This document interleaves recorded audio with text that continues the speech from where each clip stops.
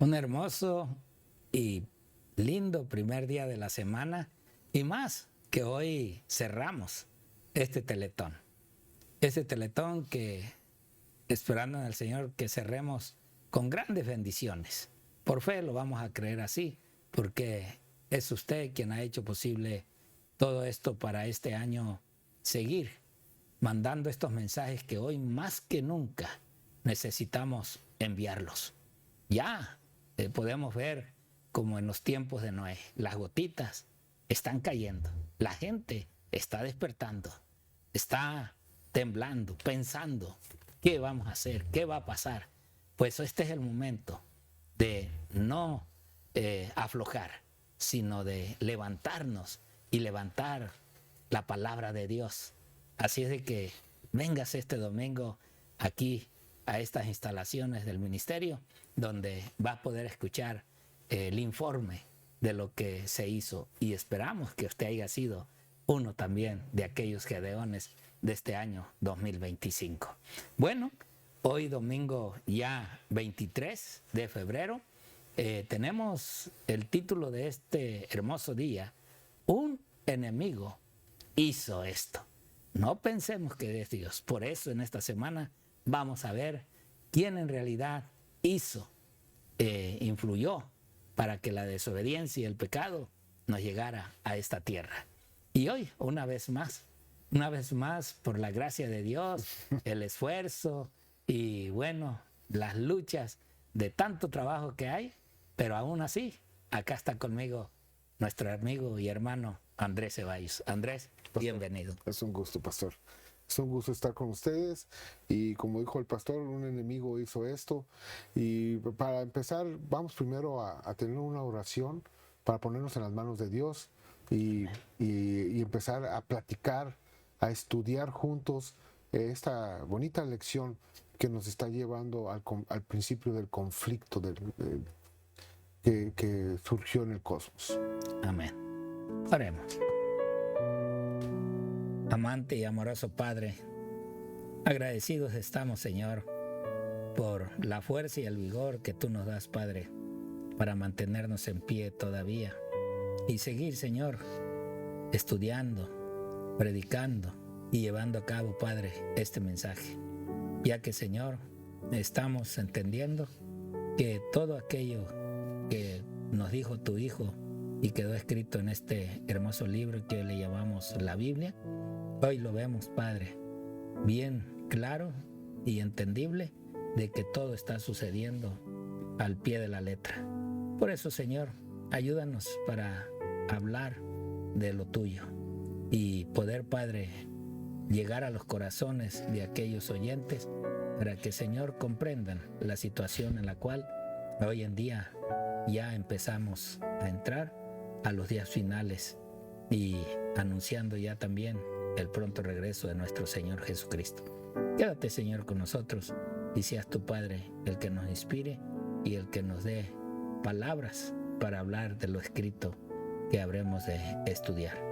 Te pedimos y te lo suplicamos en el precioso nombre de tu Hijo Cristo Jesús. Amén. Amén.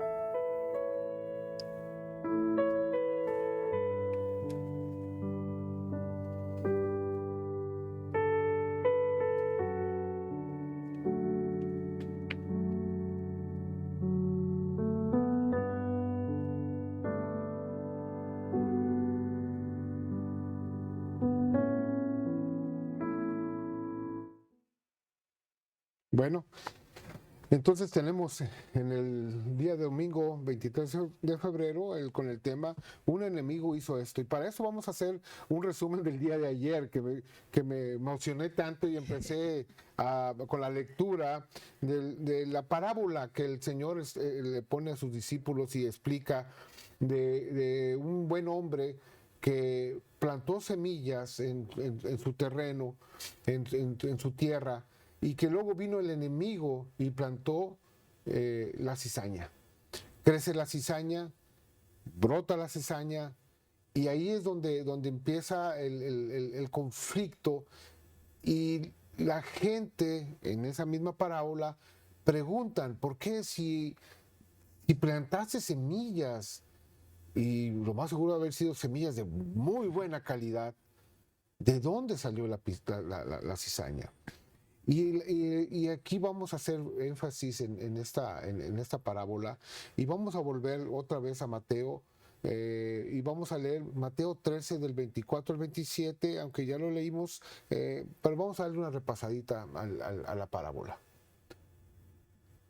Mateo. Y dice, les refirió otra parábola diciendo, el reino de los cielos es semejante a un hombre que sembró buena semilla en su campo. Pero mientras dormían los hombres, vino su enemigo y sembró cizaña entre el trigo y se fue. Y cuando salió la hierba y dio fruto, entonces apareció también la cizaña. Vinieron entonces los siervos del padre de familia y le dijeron, Señor, ¿no sembraste buena semilla en tu campo? ¿De dónde pues tienes cizaña? Y vamos ahora del 28 al 30 para concluir esta parábola. 13 del 28 al 30. Él les dijo, un enemigo ha hecho esto. Y los siervos le dijeron, ¿quieres pues que vayamos y lo arranquemos? Él les dijo, no sea que al arrancar la cizaña, arranques también con ella el trigo. Dejad crecer juntamente lo uno y lo otro hasta la siega. Y al tiempo de la siega yo diré a los segadores, recoged primero la cizaña y atadla en manojos para quemarla, pero recoged el trigo en mi granero. Aquí estamos mostrando, aquí nos está mostrando en esta parábola que el Señor hizo las cosas grande, Así es. en buena manera, en excelente, porque todo lo que hace Dios es grande y fabuloso. Y el diablo, como lo vimos la vez pasada, le entró la envidia. Él quería ser alabado. ¿Por qué? Porque él estaba en un rango un poquito más arriba y eso despertó en él su ego y su maldad. Y no conformándose con ser un poquito más especial que los otros ángeles. Y en vez de servir, que a veces nos pasa eso a nosotros, que en vez de servir y decir, estoy en una situación por bendición del Señor, voy a ser desde donde estoy un instrumento para Dios. Y que mis hermanos pequeños sean favorecidos con eso. Satanás quería también las alabanzas para él.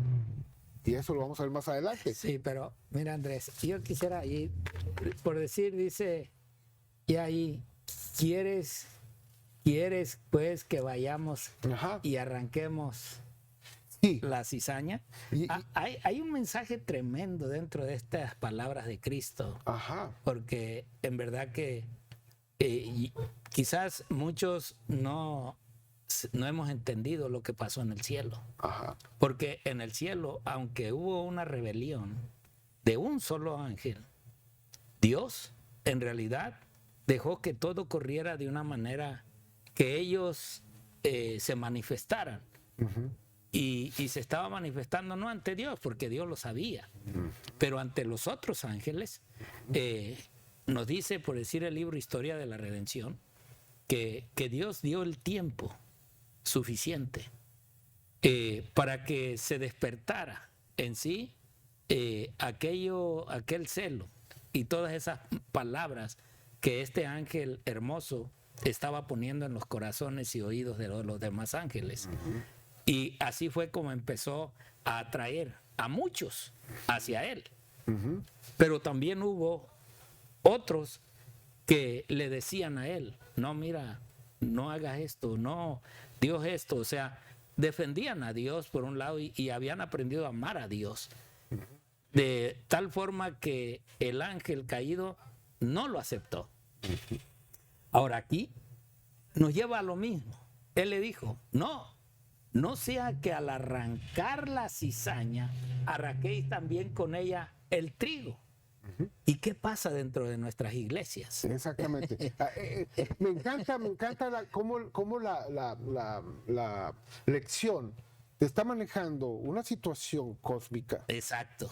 pero a la vez nos está llevando al día de hoy, ¿sí? Sí, a nuestro tiempo. A nuestro tiempo. Entonces, ¿qué está pasando?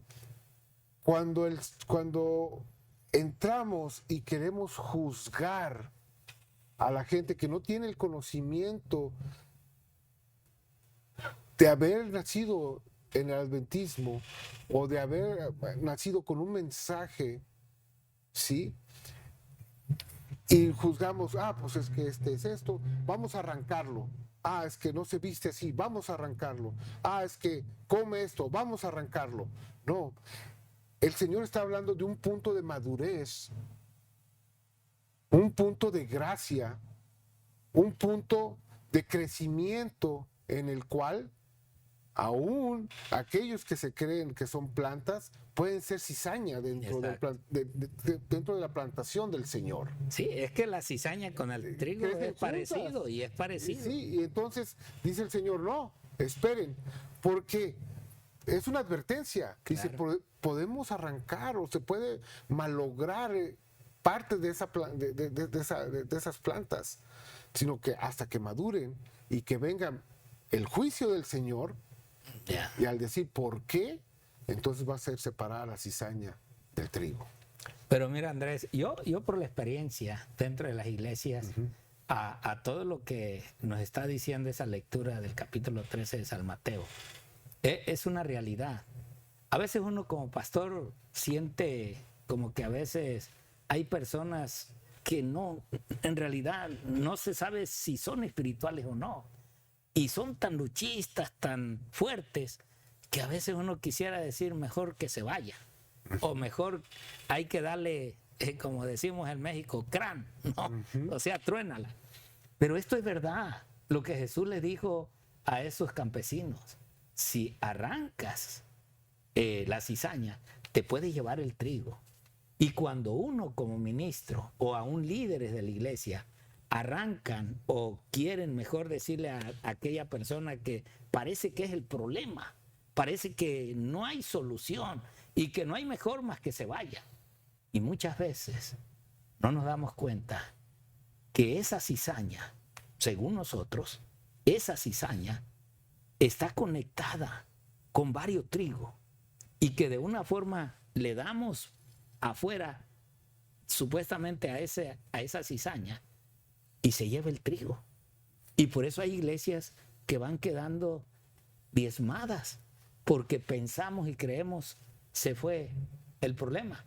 Pero cuando ya vemos realmente las consecuencias de haber arrancado, ahora estamos, pues sí, sufriendo ese momento. Y hay un punto, perdón, pastor, A ver, que te interrumpa. Hay un punto aquí en la lección que me llamó mucho la atención y viene el pie de página al final. Dice que finalmente todo esto será terminado por el Señor y que todo va a ser quemado, toda la cizaña, y ahí terminará todo. Pero también aquí abajo nos dice que al mismo tiempo no podemos ser indiferentes ante el mal. Así es, exacto. Sí. Y no podemos tampoco quedarnos dormidos, como dijimos en la lección pasada, y que el Satanás entre. Tenemos que ser muy cautelosos, como decía la hermana White. Cuidad lo que ven tus ojos, cuidad lo que escuchas y cuidad lo que hablas. A mí me lo decían de niño. Y bueno, por eso me quedó. Mira, déjame leer esta parte de Palabras de Vida del Gran Maestro, que va centrado en sí en lo que estamos viendo. Mire cómo dice: la enseñanza de esta parábola queda ilustrada en el propio trato de Dios con los hombres y los ángeles. Si conoces esa historia de los ángeles, tú te vas a dar cuenta pronto que en realidad lo que Dios hace, lo hace maravilloso. Satanás es un engañador. Cuando él pecó en el cielo, aún los ángeles leales no discernieron plenamente su carácter. Y eso, en realidad, pues, por eso hay que dar tiempo para entender, y más como seres humanos. Esta es la razón por la cual Dios no destruyó en el acto a Satanás. Si lo hubiera hecho, los santos ángeles no hubieran percibido la justicia y el amor de Dios. Entendemos ahora aquellos que nos se han preguntado, que dicen, ¿por qué Dios no destruyó al diablo de una vez? Una duda acerca de la bondad de Dios habría sido una mala semilla productora de amargos frutos del pecado y dolor. Sí, ¿por qué? Porque los ángeles se hubieran quedado con muchas dudas, hubieran quedado como diciendo lo que Satanás o aquel ángel quiso hacer, en realidad perturbaba a Dios y por eso Dios lo acabó, Dios lo destruyó. Bueno, miren lo que ella sigue diciendo. Por lo tanto, el autor del mal fue dejado con vida hasta que desarrollase plenamente su carácter a través de las largas edades, y Dios ha soportado la angustia de contemplar la obra del mal y otorgó el infinito don del Calvario antes de permitir que alguien fuese engañado por las falsas interpretaciones del maligno, pues la cizaña no podía ser extirpada sin peligro de desarraigar también el grano precioso. Y no seremos nosotros tan tolerantes para con nuestros semejantes como el Señor del cielo, de la tierra, lo es con Satanás. Miren, hermanos, esto tenemos que pensar, y más nosotros como ministros, como líderes dentro de la iglesia. Cuando se levanta alguien en contra quizás de las doctrinas, en contra de toda aquella obra y aquel trabajo que se está haciendo, si tú sabes que es una obra buena, entonces, ¿por qué buscar de acabar con aquel amigo? Mejor deja que eso brote, que se crezca, así como Dios con Satanás. Mira, los ángeles no despertaron hasta que no vieron cómo trató a Cristo, cómo en realidad hizo este enemigo. Allí vieron su carácter, allí vieron que es un ángel de destrucción, es un ángel que le gusta haber destruido a otro, le gusta haber acabado a la humanidad, mientras Dios sufre, mientras Dios desea hacer, pero tiene que llegar tanto la maldad a su punto de derramar la copa para que Dios actúe, porque Dios es un Dios de amor, un Dios de paciencia, un Dios de misericordia, un Dios que en realidad nos da el tiempo suficiente para arrepentirnos y para poder entender o comprender la realidad de lo que Dios desea de nosotros. Amén. Así es de que, mi querido hermano, si hoy te encuentras en una situación así y con uno que tú sientes que es un hombre o una mujer que no, en realidad ni debería de estar ahí en la iglesia, ni debería de ser cristiana, momento, deja que Dios la juzgue, deja que Dios le tome el juicio. No te preocupes tú por tomarle el juicio. Tú simplemente, si ves que no hace y no tiene esas características del amor de Dios, simplemente escúchala, obsérvala y ve de qué manera se comporta. Que las mismas personas de la iglesia van a empezar a ver, van a empezar a observar y a decir, en realidad, este no tiene nada de cristiano o nada de cristiana.